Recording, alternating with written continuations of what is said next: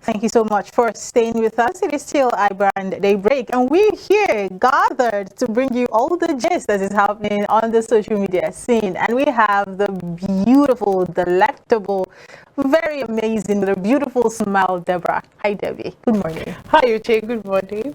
Oh my God, I'm so shy. Hi, Josh. Good morning. Welcome to the shrine. Yeah, thank you so much. I don't know. You guys are like my favorite, one of my favorite people, on earth. So, yeah, I blush when I actually see people that, close to my heart. And, if not because, the police will, tag us criminals, Joe. You saw the challenge that has been going on the social media space, where people are like, oh, I am I'm a dark millennial comfy girl, I am a military wife, I'm a military husband. So the other set of genders, I mean the bisexual, the lesbians, they decided to come out to do theirs. LGBTQ community. They decided to come out to do theirs, and then somebody was like, oh, Nigeria police, you guys would have actually let us know that LGBTQ is now legal in Nigeria. And then the police went on the video, was like, they are criminals. And we are looking for them. Oh. There was a rumor one time that somewhere in the constitution, it's been legalized. We didn't know how true that was. That was what prompted the response that, okay, actually, you guys would have told us that this stuff is actually legalized, without going through the corners. But we're glad that the police has come out to clarify that, no. So you're glad? Yes, I'm glad they've actually come out to clarify. It's actually good, yeah. It is good. Yeah. That stuff is... So everybody knows where they stand, yeah. Exactly. It's good. Anyways, before we get into the stories we have lined up for you guys, our viewers today, Yul Edochie has decided that he's going into ministry, and that's the ministry of the church. We have kind of ministry. So let's be clear. The ministry of the church. Please, can we have the flyer? Can we have the flyer? There's the flyer. And the flyer says True Salvation Ministry, TSM. Come, listen to the true word of God and experience true salvation. So wait, the one we'll be listening to is not the true word of God. Live program on YouTube, Yul Edochie TV. And then he said, it's time to answer the call of God Almighty. It is time to do his work fully to spread the true message of God. Tune in and be transformed. Amen, somebody. How do you react to this? It's not funny. It's okay to create content. Yeah, it's okay to be a content creator, and you find. I'm looking for the right word. The right word to not sound derogatory or disrespectful. It's okay to do whatever you want, and it's also okay to be called by God. It's also okay to want to get into ministry. But really, who have you been listening to lately? Because what's really going on? What's really happening? I saw, I think it was Instablog. I can't remember one of the blogs online, and I said that Freeze and other online pastors in shock as new GO in town. When I was tired of that caption. But Sundays 4 days away, 3-4 days away. We're going to be on YouTube to find out what the real word of God feels like. Since the other pastors have been giving us is not the real word of God.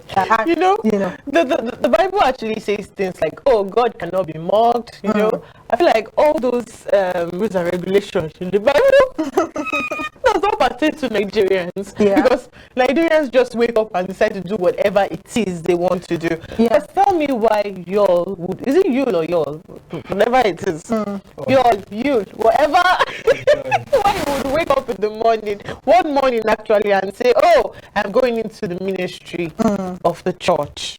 You want to be a pastor. Like, how is that even supposed to be a joke? You know, that's where I was going to when I started by saying it's okay to do whatever you want. But like, there are things that shouldn't be for content. Like, we should be able to know boundaries. You understand? There are things you don't joke with. If it's not serious, then it's not serious. And if it's serious, you better take it seriously. If there is a call of God on Yul Edochie's life, it is not in my place to judge it. Do you agree that there's a call of God? No, that's what I said. If there is a call of God on his life, it's not in my place to decide whether it's real or not. My point is, you are the person that claims to be called. You know what is real and what is not. I will be very disappointed, even more disappointed at you, because I already am disappointed. If I find out tomorrow that this is skits, that this is content creation, it will be very not nice. You need a whole flyer. It's not today now. Should be content creators need to go and sew police uniform to make skits. That's how serious it gets. And we understand the dedication that go into content creation. I will be mad. I'm just expressing my own. If I find out that this is content creation with things of God, why now? Why can't we just have respect as a people? Right. Anyways, I know judgment will actually start from Nigeria. There's nothing. You can't tell me nothing. You can't tell me nothing. Judgment is starting from here. In fact. Now. All right, let's move on. So the Lagos State government has announced a ban on single-use plastics and styrofoams pack, publicly called takeaways, with immediate effect. The State Commissioner, Ministry of Environment and Water Resources, Tokunbo Wahab, disclosed this in a statement. And according to the statement, which was posted on X by the ministry spokesperson, Kule Additional, the use of this plastic has caused a menace in the environment. Now let's take a look at some of the reaction on social media. Now the first reaction said there should be a fine for dumping or trashing it in the gutters, not banning it. People legitimately set up factories, employ people to work and produce it. The onus is on the users to dispose properly, not banning the product. Are we going to ban pure water too? The next reaction: governments all over Nigeria don't think things through while searching for solutions to problems that doesn't affect the elites. Every little thing is ban this or that, as if that is the only solution. What about increasing the capacity of waste collector and public sensitization? The next reaction: producers of such products don't use or dump them indiscriminately. It is almost impossible to control how the consumers handle the product. So the only effective solution is to stop it from being distributed in the state. I am sure the producers will be forced to innovate. Now, another one says, whenever I say Nigerian laws are for the less privileged people, people tend to say I'm crazy. Look at this implementation of law now. It's the lower class people that's going to be affected more. Countless people would lose their jobs, and many happy families will be affected. And Stallion said, the use of takeaway packs is not the only cause of environmental pollution. The real problem is the people littering the environment. I strongly feel a policy around waste disposal will curb the menace rather than banning the use of takeaway packs. And finally, they should please also ban bottled water, pure water, and all soft drinks using plastic bottles if they are really serious. They ban styrofoam is not as many as those things I mentioned. Uche, how do you react? I think everybody that has dropped an opinion on this matter did make a strong point, because if you want to ban what we call takeaway, by the way, sorry, before we get into the conversation, the moment she said takeaway packs, and I thought to myself, whatever made Nigerians feel like that if you tell somebody you look takeaway, that is a compliment. Oh my God. You know, takeaway packs, you know, when you go to eateries, they don't give you the plates. They give you takeaway. So they give you take it. I want to take you away with me. I want to take you home to meet my mama. I just need to get that off my chest, because how did we get people telling women or men you take away?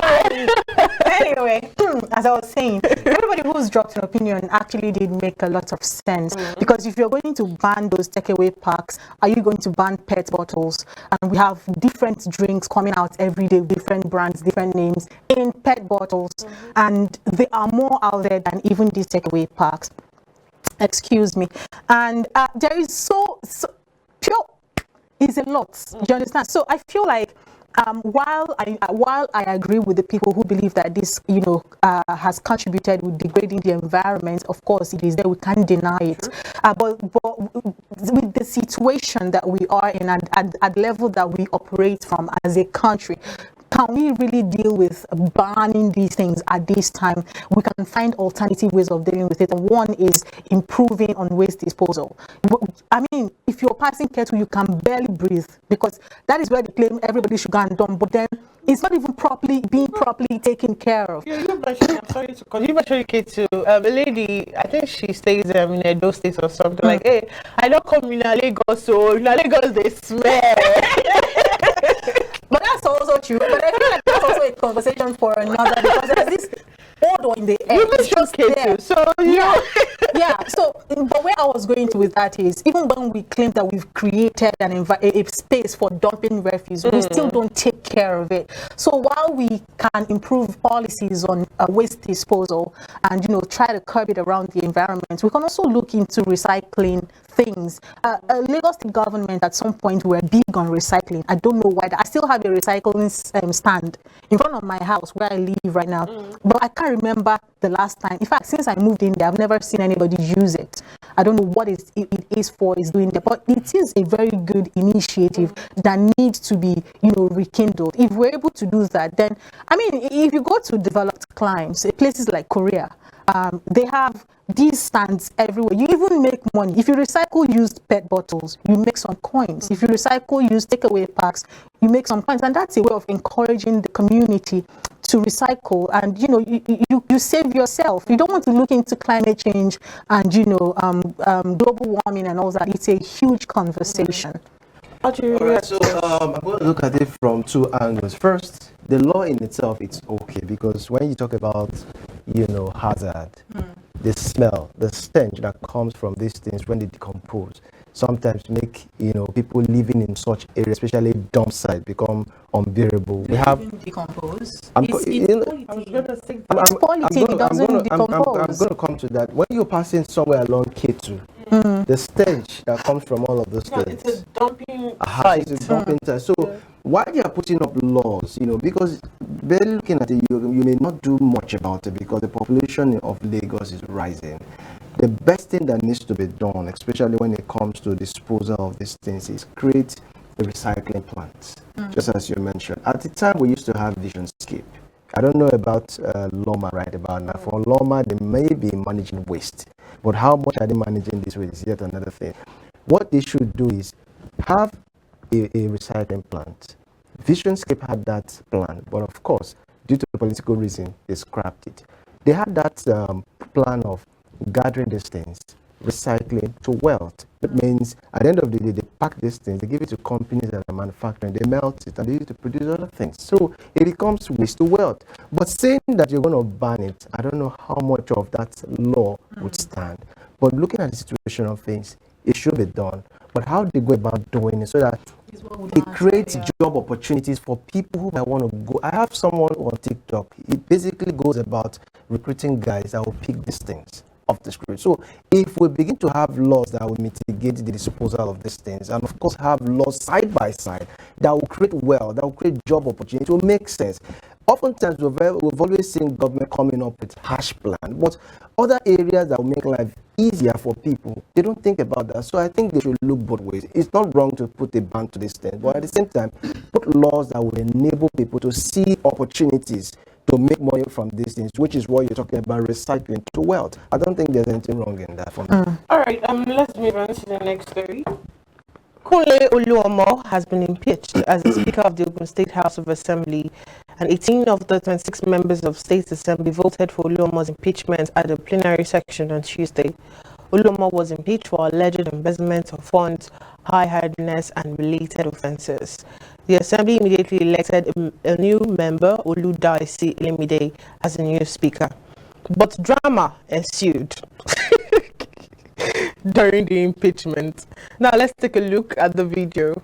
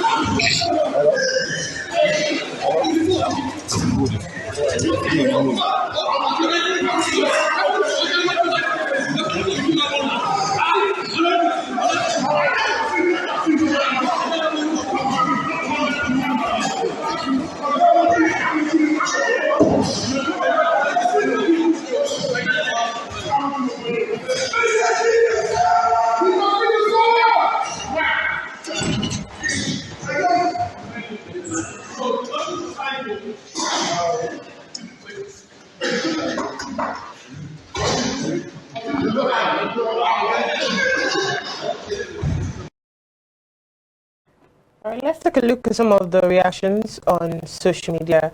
And the first reaction said, is this country still working like this? How can someone be constituting nuisance with such infantry?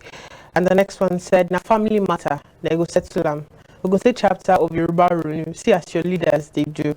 The next reaction said, just for power to hustle, not for the good of the people. And finally, Agbero in government, no respect for the women. Josh, how do you react to this?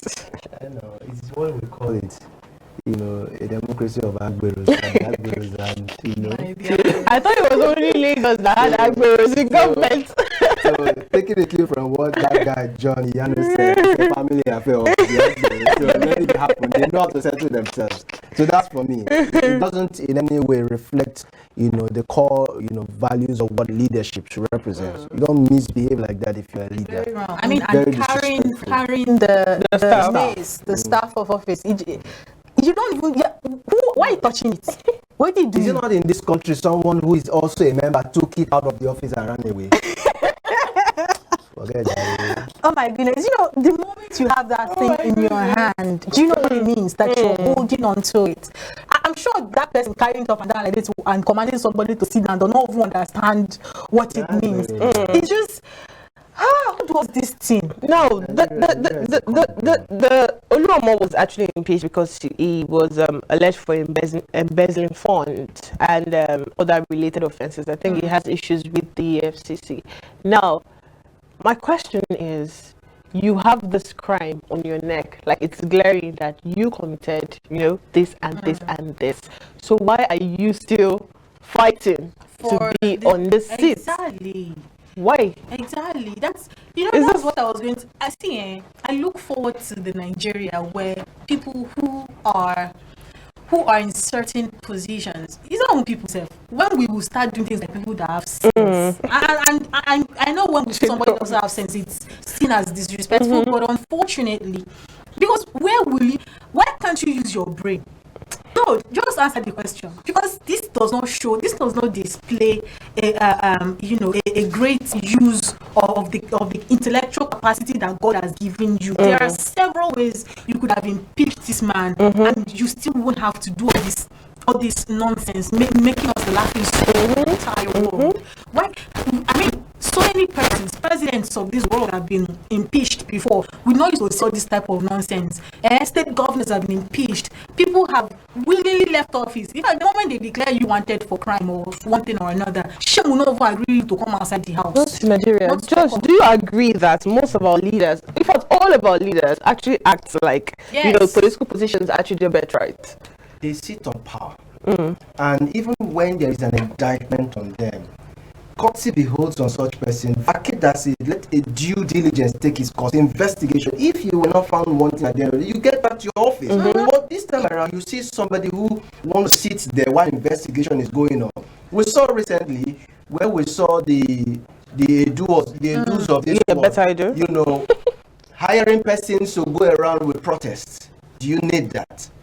Why do you have to hire persons to go on the street to protest over what? You've been indicted of a very heavy crime. And you've not been able to answer to it. Yep. And yet we are seeing persons who are saying, let's go for a mountain to pray for you. We are seeing, you see, this country, until we begin to understand that there is a difference between vying for the office and vying for the job of the office. A lot of times, they only vie for that office because it's about what they'll gain, not the job that comes with it. If you understand that the job that comes with it is a Herculean task, you care about what you're going to deliver to the people. You don't even want to go there. And you care about your name. The moment you have an indictment, you step out willingly without being forced. But when we see things of this nature happen, we just know that it's just for stomach infrastructure, what they're going to benefit, and they will do anything to hold on to that. Stomach what?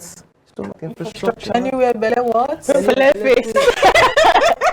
Well, Uche, let's even talk about the better edu issue, because we've not had the opportunity to speak about it. Yes. What are your thoughts concerning better edu? I really hope she gets what is coming for her and everybody else who were involved in that activity. And you know what?